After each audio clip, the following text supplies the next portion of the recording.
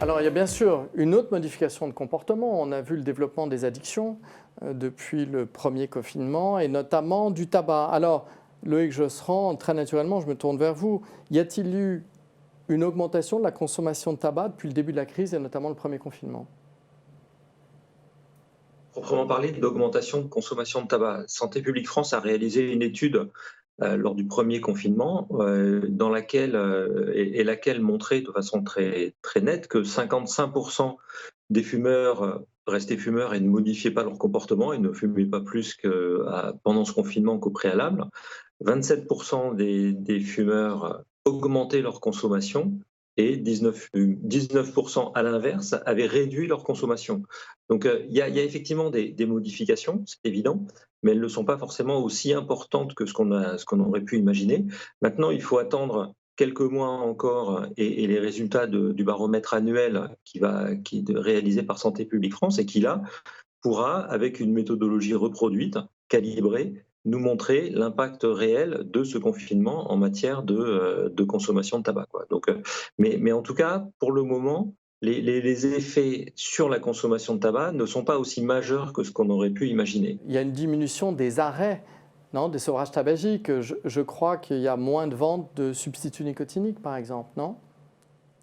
Alors, les ventes de substituts nicotiniques ont un petit peu diminué, effectivement, mais voilà, ça, ce sont des observations qu'on voit régulièrement. Après, est-ce qu'on est un petit peu dans la même logique que ce qui a pu être évoqué tout à l'heure? C'est-à-dire qu'on a aussi moins accès à la prescription, on a eu moins accès aux médecins, probablement que le sevrage est pas forcément quelque chose qui a été vécu comme une nécessité aussi absolue qu'elle pouvait l'être au préalable. Il faut bien voir qu'on est aussi dans une situation qui est une vraie situation de stress. Cette situation de Covid est une situation particulièrement stressante à l'échelle individuelle, mais aussi à l'échelle de la société.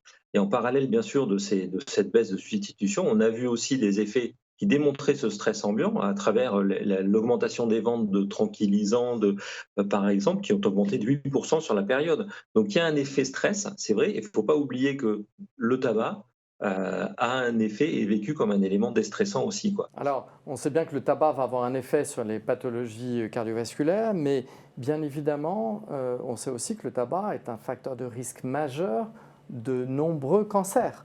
Le cancer des poumons, de la gorge, de la vessie. Alors, vous pouvez nous dire à quoi est liée cette augmentation du risque lié au tabac, C'est au très cancer? simple. Quand vous brûlez n'importe quoi d'organique, et en l'occurrence ici des feuilles de tabac, mais c'est pareil si vous faites des aubergines à l'italienne grillées sur le barbecue, dès qu'il y a cette fumée noire, elle contient des substances cancérigènes. Dans la fumée du tabac, on estime qu'il y a environ 6000 produits chimiques plus des particules fines.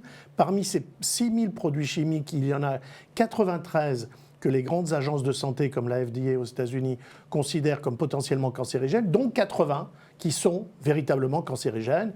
Le benzoapyrène, enfin on ne va pas donner leur nom, c'est des produits chimiques assez compliqués. Bon, et donc plus les particules fines, là c'est pas des molécules, c'est vraiment des particules, hein, ça c'est solide, et c'est le tar.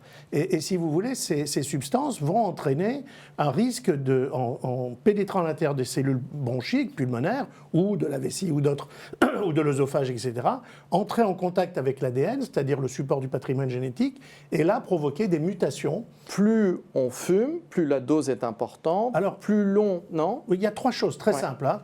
Il y a un effet dose. En cancérologie, qu'il s'agisse des rayonnements ionisants, c'est-à-dire Tchernobyl ou un scanner, hein, dès qu'on prend une radio, dès qu'on prend des rayonnements, qu'il s'agisse du soleil, qu'il s'agisse du nombre, de la quantité de charcuterie, de viande rouge, qu'il s'agisse du tabac, il y a toujours un effet dose. Fumer une cigarette ou 2 paquets de cigarettes, ce n'est pas le même risque. Même si dans le tabac, sur quelle durée aussi? il y a un risque dès la première cigarette. Le deuxième élément, c'est la durée d'exposition.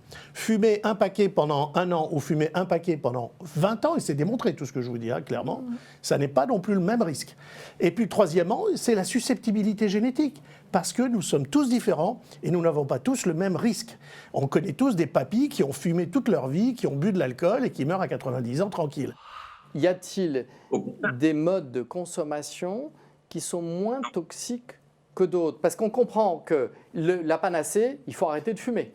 Maintenant, tout le monde ne peut pas nécessairement arrêter de fumer du jour au lendemain. Est-ce qu'il n'y a pas une façon d'entraîner une espèce de désescalade dans le risque avec d'autres modes de consommation? Alors, il y a pas de, aujourd'hui en tout cas, il y a pas de mode de consommation de tabac. Alors, il faut également bien dissocier deux éléments qui sont d'un côté le tabac et de l'autre côté la fameuse e-cigarette dont on parle très régulièrement. Pour moi, ce sont deux choses totalement différentes.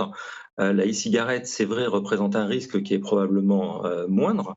Elle représente un avantage en matière de sevrage, et c'est de façon encadrée un outil de sevrage aujourd'hui qui, je pense, a sa place dans l'arsenal thérapeutique du sevrage. Ça, je pense qu'on peut tout à fait le reconnaître, il y a aucun problème là-dessus.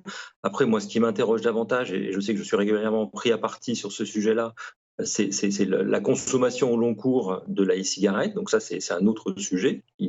Mais là, jusqu'à preuve du contraire, c'est pas quelque chose qui est forcément encore complètement anodin. On a montré des effets, notamment des arômes, des effets sur les cellules myocardiques et notamment des cellules qui réglaient le rythme cardiaque. Donc ça, ça peut interroger. Et puis, les nouveaux produits du tabac, qui là aussi sont à l'heure, hein, puisque de toute façon, on retrouve de la nicotine avec des shoots de nicotine qui sont importants, on retrouve du monoxyde de carbone, donc on retrouve les composés, on retrouve également ça n'est plus une combustion mais une pyrolyse, donc qui dégage elle aussi de toute façon des produits qui au niveau carcinologique sont tout à fait redoutables. Alors, quand on prépare l'émission David Kayat, on a parlé de la e-cigarette, on a parlé du tabac chauffé. Moi, je suis complètement, je suis étonné que l'OMS continue de dire que c'est pas bon. La cigarette, parce que cet effet dose-réponse dont j'ai parlé, qui est systématique en cancérologie, il est clair que la nicotine, il faut que vous sachiez que la nicotine, tout le monde considère qu'elle n'est pas cancérigène du tout. Elle est addictive. Le type va chercher de la nicotine, mais il prend des produits cancérigènes sans vouloir, en même temps. Donc, d'apporter de la nicotine à quelqu'un sans lui apporter les 6000 produits chimiques qu'il y a dans la combustion du tabac, je ne vois pas comment ça pourrait être pareil ou moins bien. Qu'il faille améliorer la cigarette électronique et notamment interdire certains arômes qui peuvent être encore plus addictifs, plus tentants et tout, mais moi alors je suis tout à fait d'accord. Mais qu'on continue d'ignorer le fait que la quantité de produits chimiques cancérigènes apportés par la cigarette électronique est nettement moins importante que cette quantité apportée par les cigarettes normales, je trouve ça incroyable, c'est refuser le progrès. Mais bon, je pense qu'il faut. En tout cas, et puis ça peut être une étape, comme l'a dit la santé publique, France a bien montré que près de 700 000 Français ont réussi à se sevrer de la cigarette grâce notamment à la cigarette électronique, ce dont vous parliez justement. Il y a quelque chose qu'on voit se développer, je crois, notamment dans différentes catégories, c'est le tabac chauffé. Écoutez, c'est encore très nouveau, clairement. Là, beaucoup de tabacologues sont très opposés à ces nouveaux produits. Il n'empêche que toutes les agences de réglementation sanitaire, et au premier chef la FDA aux États-Unis, qui est tout sauf facile, a autorisé ces produits en considérant qu'ils apportaient un plus, parce que, encore une fois, sur cet effet dose, ils apportaient aux fumeurs beaucoup moins de produits cancérigènes. À condition que ça ne soit pas avec les cigarettes en même temps. Bien sûr. Il y a un lien de dépendance. Mais le mieux, c'est de ne pas fumer, de toute façon.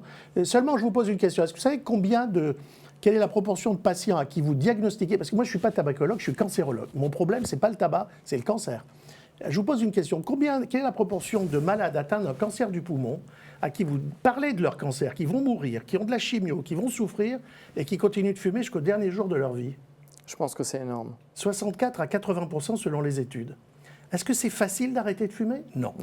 Est-ce que les stratégies qu'on a mises en œuvre en France, y compris moi, le premier, la première fois qu'on a vraiment fait un truc contre le tabac, c'est avec Chirac en France, interdire les lieux publics, etc. Est-ce que finalement, au total, on a vraiment réussi notre pari Non, parce que c'est une addiction, comme vous l'avez dit, et cette addiction, c'est une maladie. C'est très compliqué. Et je ne pense pas qu'il existe aujourd'hui une solution parfaite. Mais je pense que tout ce qui contribue à diminuer l'effet cancérigène que va subir un individu qui veut de la nicotine, je pense que de toute façon, ça ne peut pas être délétère, c'est forcément un avantage.